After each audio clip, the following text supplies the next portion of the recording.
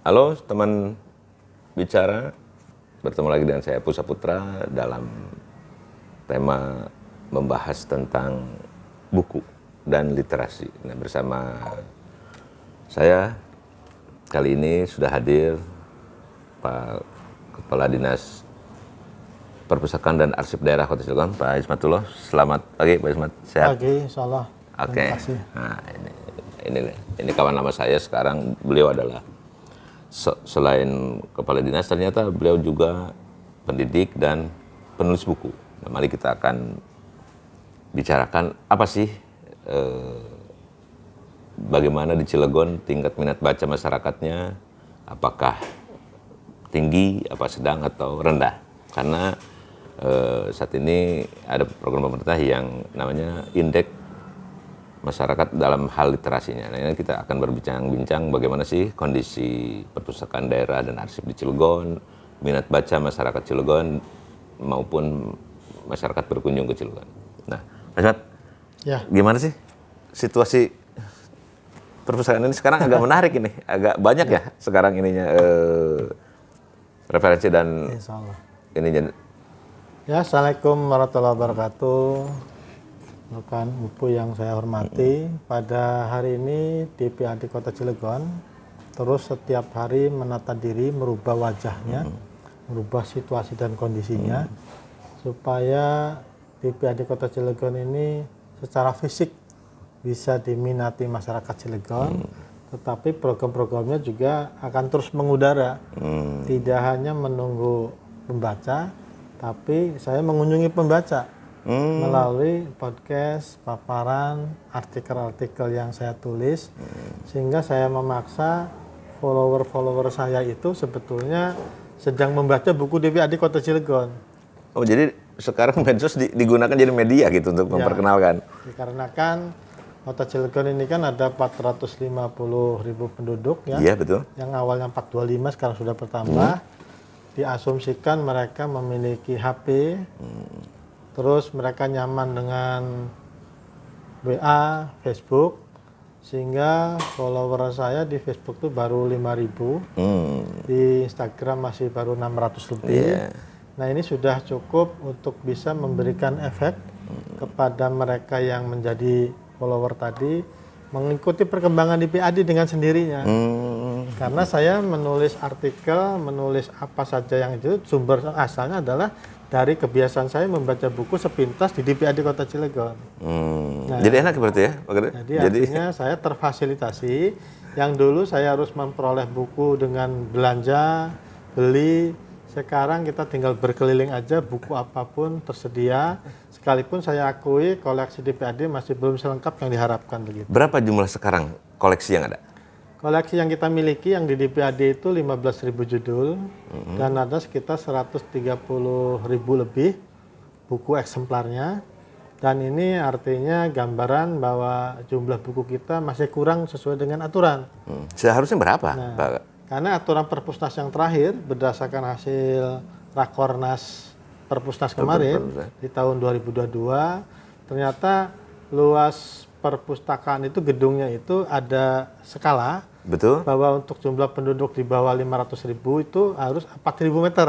Nah, ini contoh ya, yang artinya akhirnya ini saya jadikan dasar untuk memohon kepada pemerintah untuk dibuatkan gedung yang representatif. Karena kalau dari itu berarti Cilegon dengan jumlah 4.000 sekian harus berapa luasan? Harus 4.000 meter. Yang exciting sekarang? Yang ada sekarang ini hampir 500 meter ya.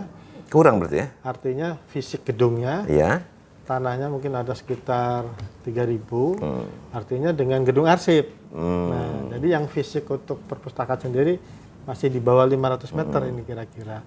Jadi apa yang dapat kita bayangkan, bagaimana kita bisa optimal melayani masyarakat dengan gedung yang memang tidak mengikuti aturan dari Perpusnas. Tapi kita tidak akan berpangku tangan. Terus itu nggak jadi hambatan lah itu ya. Memiliki inovasi-inovasi dengan cara memanfaatkan mobil keliling yang kita miliki 3 unit. Oh, ada juga pusling ya? Pusling. Nah, 3 unit ini kita maksimalkan operasionalnya dengan mengikut sertakan Duta Baca Cilegon, juga menyertakan pustakawan. Sehingga pustakawan itu tugasnya nanti bukan cuma menyapa, bukan hanya memfasilitasi, tapi menerangkan. Kadang-kadang buku yang kita bawa itu mereka hanya lihat-lihat judulnya, gambarnya, tapi saya wajibkan setiap pustakawan menguasai satu buku di hari itu, sampaikan kepada para pembaca yang di sana, sehingga lebih menarik dengan divisualisasikan. Nah, Duta Baca juga menyertainya, sehingga dengan kita memiliki Duta Baca sekarang ini ada beban yang agak ringan, dikarenakan saya melibatkan orang lain itu dalam rangka mendekati masyarakat, sehingga masyarakat tidak terlalu ada batas.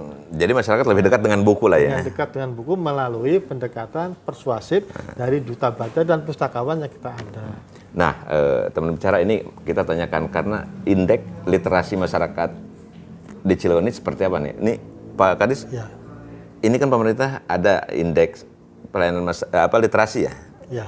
Nah, ini untuk Cilegon sendiri berapa sih, Pak Kadis? Kita di tahun 2022 berdasarkan hasil perhitungan di 2021 ternyata sudah naik dari 9,04 menjadi 11,99. Artinya perubahan ini tentunya dengan kita rajin menyampaikan aktivitas di BAD Kota Cilegon.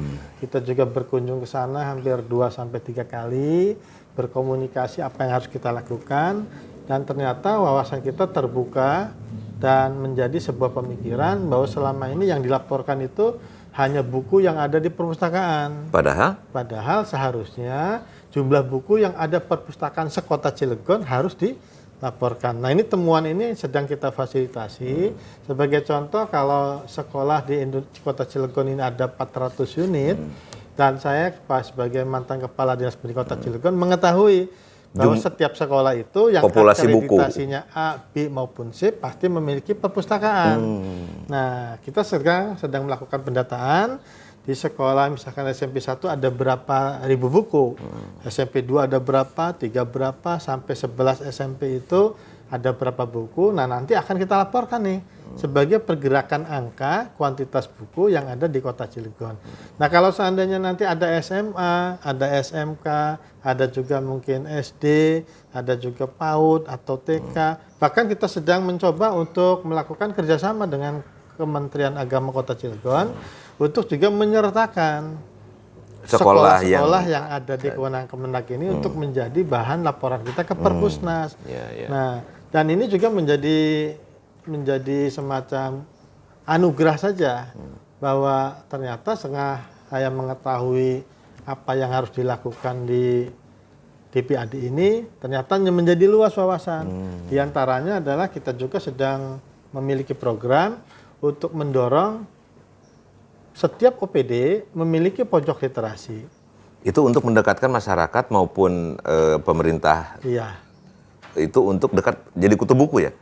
Ya, insya Allah kata-kata kutu buku itu kata-kata masa lalu, tetapi gemar membaca sekarang. Artinya kalau kutu itu ada di buku jadi gemar gitu. Nah, sekarang bukunya banyak kutunya malah, karena jarang dibaca. Nah, jadi itu selain itu bagaimana? Itu kan di tingkat pemerintah ya. Nah, untuk ke masyarakat sendiri selain pusling apa yang akan diagendakan? Nah, kita dengan adanya pusling yang 3 ini, kita kan akhirnya setelah aktivitas kita laksanakan, akhirnya merasa kurang. Mobil pusling itu idealnya ada berapa?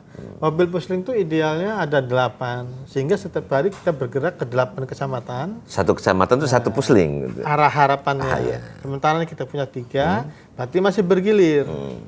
Tidak bisa satu hari itu ke 8 kecamatan. Ya, maksud saya apakah dengan umpamanya ibu-ibu PKK atau ibu BKWT itu bisa nggak dijadikan untuk literasi jadi sudut literasi di situ?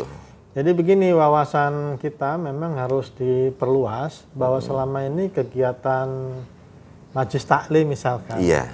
Itu kan para kiainya pasti menyampaikan tausiahnya itu menggunakan kitab. Nah, seorang kiai menyampaikan tausiah kepada majelis taklim itu kan sebetulnya bentuk kegiatan literasi. Betul. Nah, Secara lisan ya. kegiatan majelis taklim ini ternyata belum juga menjadi bahan laporan kita bahwa aktivitas literasi itu di Kota Cilegon sebetulnya lebih rutin majelis taklim dibandingkan pusling. Ini kan sesuatu potensi yang harus kita ungkap ke nasional, ke masyarakat, juga ke seluruh masyarakat banyak nih.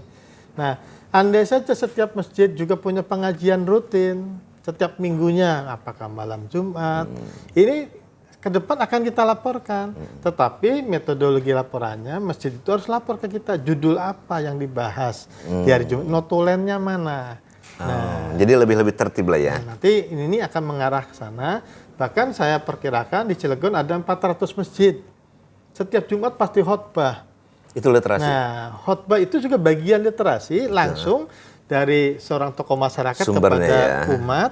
Nah, andai saja ini ke depan juga akan kita kelola menjadi bahan laporan, apakah visualisasi rekamannya, apakah tulisannya, cukup lapor tema kepada kita yang dibahas muat kemarin apa. Sumbernya siapa? Nah, nanti yang menyampaikan siapa. Artinya penggerak literasi di Kota Cilegon itu sebetulnya sangat banyak, sangat besar. Tapi belum memiliki komunikasi dengan DPRD Kota Cilegon, sehingga pada akhirnya ini juga menjadi bagian penting yang harus kita lakukan, bahwa sebetulnya Kota Cilegon ini sebagai kota terkaya nomor 4 di Indonesia tidak serta-merta jadi kota terkaya, karena memang aktivitasnya banyak ya, menunjukkan kemakmuran kesejahteraan yang luar biasa, tapi cara mengeksposnya belum sistematis kita lakukan. DPRD lah nanti yang akan melakukan. Ini akan kita fasilitasi. Nah, itu kan bercerita literasi tentang buku ya, di sini banyak buku. Nah, ini kan ada arsip juga nih, kan biasanya kalau kita umumnya ke Perpusnas atau kemana ada arsip-arsip tentang sejarah. Nah, apa yang, ini Cilegon kota industri, kota baja nih, bagaimana umumnya contoh arsip dulu ada nggak di sini? Pak Kadis, tentang pembangunan Krakatau Steel atau apa gitu. Ya, nanti kita mengarah, pertama kita nih punya undang-undang nomor 43 tahun 2009 tentang kearsipan. Ya, undang-undang ini kita terjemahkan menjadi, kalau nggak salah nih menjadi Perda. Oh, diperdakan ya? Nomor 8 tahun 2017 tentang kearsipan.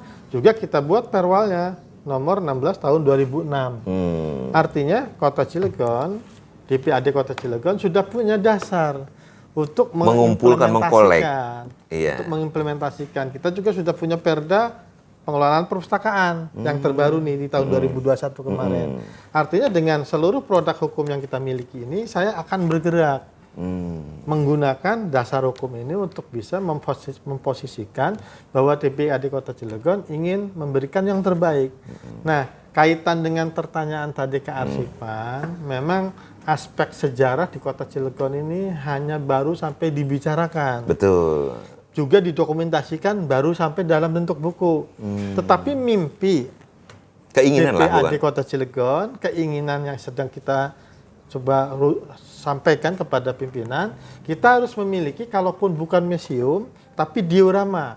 Nah, diorama ini ternyata memberikan juga informasi lebih, tapi masih di bawah museum. Betul. Standarisasinya.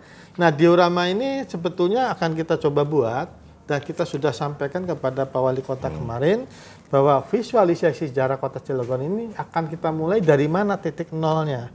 Apakah dari Sultan Ageng Tirtayasa ketika berkuasa, apakah dari sejak Kerajaan Banten diislamkan, apakah memang sebelum itu, dan Cilegon ini kan dengan sendirinya sudah ada. Nah, perubahan Cilegon ini akan kita rumuskan dari mana sih titik mulai berpikir menyampaikan tentang sejarah Kota Cilegon. Untuk diorama itu nanti. Apakah mau dari Geger Cilegon 1888 misalkan, apakah mulai dari 1883 ketika Gunung Krakatau meletus, 40.000 penduduk Banten meninggal, apakah mau dari Belanda ketika datang, karena Belanda itu kan datangnya sebetulnya di Pulau Jawa itu dari Provinsi Banten. Dan di Provinsi Banten itu titiknya awalnya kan dari sejak Anyar, dia cari minum, ke Pelabuhan Kubang Sari. Jadi menarik juga, karena Cilegon ini di wilayah Provinsi Banten. Yang terdepan dari Pulau Jawa. Dan juga ini ada wilayah, kalau dulu kan afdeling ini ya gitu ya. Jadi berbicara kota Cilegon itu pasti akan berbicara tentang penjajahan. Iya. Karena masyarakat Cilegon itu apakah lebih sejahtera setelah dijajah, apakah sebelum dijajah sudah sejahtera. Dan yang paling banyak menikmati penjajahan Belanda itu adalah orang Cilegon, orang Banten. Karena ketika masuk Jakarta, Jogja, Jawa Tengah, Sulawesi, Sumatera, itu kan setelah menjajah Cilegon terlebih dahulu. Jadi kalau berbicara Cilegon, saya yakin berarti berbicara Indonesia, berbicara nasional. Jadi ini ada keinginan diorama, tapi dari mana milestone-nya gitu, titik awalnya? Sedang kita rumuskan dengan para ahli sejarah. Kita sudah bertemu dengan Dr. Muhti Ali ya. Dari Muhti mana Ali. sih? Bahkan saya berniat saja, berkeinginan ingin juga ke Museum Leiden yang ada di Belanda. Karena saya yakin Cilegon sejarahnya akan dimulai dari sejarah yang ada di Museum Leiden tadi. Kayak Sartono kan, pemberontakan petani Banten kan, salah satunya kan yang sangat menggegerkan Belanda itu adalah ketika di Cilegon ini geger Cilegon kan. Berbicara Cilegon, berbicara diorama kota Cilegon, saya yakin lebih lengkap dari diorama kota-kota yang lain. Karena titik awalnya bagaimanapun penjajahan aja dari Indonesia, ya dari Banten kira-kira, ini artinya berbicara tentang program kearsipan, berarti kearsipan nasional itu semuanya pasti akan ada merekam kearsipan dari kota Cilegon. Nah, apa yang sekarang bagi masyarakat yang ingin tahu, punya arsip apa aja sih saat ini di DPAD yang ada? Ya, masalah kearsipan di kita ini kita masih belum memiliki optimalisasi dalam kearsipan dalam bentuk arsip-arsip sejarah. Kita masih mengurusi kearsipan yang sifatnya OPD. Ya, untuk arsip-arsip yang sejarah kita baru punya foto-foto saja. Hanya itu juga, tentang hanya itu ya. pembangunan KS, tentang geger Cilegon. Tapi kita ingin mengembang sebetulnya ke arsip-arsip yang sifatnya juga semacam misalkan apakah balada, apakah kitab kuning. Makanya ke depan karya Syekh Nawawi misalkan, betul. itu harus kita arsipkan. Selama ini karyanya ada di mana. Nah, karena kearsipan itu bicara masa lalu, bicara masa kini dan masa yang akan datang, maka apa yang kita lakukan mungkin harus mengakomodir berbagai pihak yang sifatnya berkepentingan dalam masalah kearsipan. Sehingga memang kewenangan museum itu memang tidak ada di kota. Tapi di provinsi ya? Tapi di provinsi pun belum punya museum. Yang ada itu kan Museum Keraton Banten yang ada. Nah, sehingga prematur memang berbicara museum di kota Cilegon, tapi kita dekati dengan pembuatan diorama. Karena di diorama yang akan kita buat itu nanti ada faktor visualisasi, ada audio, ada juga digitalisasi arsip, ada juga nanti 3 dimensinya. Apakah berbentuk patung, apakah lukisan dalam bentuk 3 dimensi yang bisa lebih menarik ditampilkan kepada masyarakat. Karena masyarakat yang harus mengenal sejarah itu adalah pelajar. Nah, pelajar ini kan berarti dari sejak PAUD, TK, SD, SMP, SMK sampai perguruan tinggi. Dan kota Cilegon saya bayangkan bila memiliki diorama, mereka akan hadir di sejarah Indonesia ini. Nah, selain itu, ini selain kegiatan pinjam-meminjam buku ini di sini, masyarakat apakah ini digunakan juga untuk kegiatan literasi lain itu, Pak Kadis? Ya, untuk kegiatan di DPAD Kota Cilegon, kita kan punya inovasi ya, ada gagah total, artinya unggah konten lokal. Jadi bagi masyarakat juga yang pengen dibantu secara digitalisasi, kita akan fasilitasi. Cuma permasalahannya memang DPAD masih perlu waktu untuk menyampaikan peranan di masyarakat. Nah, sekarang ini kan kita dibebani oleh Perpusnas itu dengan transformasi perpustakaan berbasis inklusi sosial. Nah, sehingga kalau transformasi perpustakaan berbasis inklusi sosial ini maksudnya akan menyentuh kehidupan masyarakat banyak. Mereka yang dekat Sebagai contoh, kalau seandainya seorang wartawan misalkan, saya contohkan wartawan. Wartawan hari ini kan selalu menyajikan berita update online. Hari itu diberitakan besok. Padahal saya juga mimpi ada wartawan yang berbicara menggunakan referensi. Nah, menggunakan perpustakaan sebagai bahan referensinya. Nah, ini inklusi sosial namanya. Dan saya bermimpi aja ke depan akan banyak wartawan berkunjung ke DPRD Kota Cilegon Untuk mencari referensi ya. untuk mencari referensi sehingga tulisannya lebih berkualitas, apalagi ketika ada wartawan yang mengarah ke non fiksi, ke karya tulis ilmiah.